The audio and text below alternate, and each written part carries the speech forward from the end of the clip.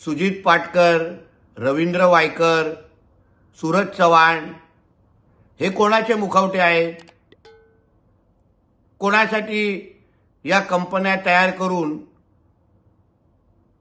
हे मनी लॉन्ड्रिंगचे पैसे फिरवत आहेत? मातोश्रीच्या 3ऱ्या माळ्यावर राहणाऱ्या कुठल्या वहिनी या रवींद्र वायकरच्या पार्टनर आहेत? अजून किती शिवसैनिकांचा बळी हे उद्धव ठाकरे आणि त्यांचं कुटुंब घेणार आहे?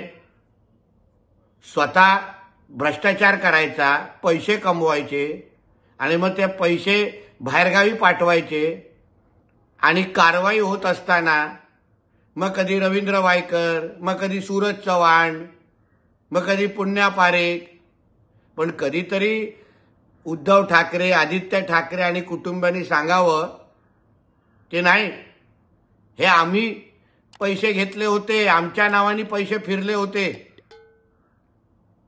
हे जे काय प्रॉपर्ट्या जोगेश्वरीमध्ये बांधतात 5 स्टार हॉटेल ह्याच्यामध्ये आम्ही पार्टनर आहोत.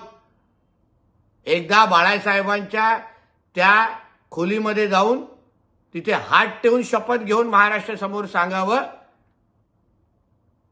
की रवींद्र वायकर, सुजित पाटकर, सूरज चव्हाण यांनी केलेल्या व्यवहारामध्ये कुठलाही उद्धव ठाकरे कुटुंबाचा हात नाही, हे सांगण्याची हिम्मत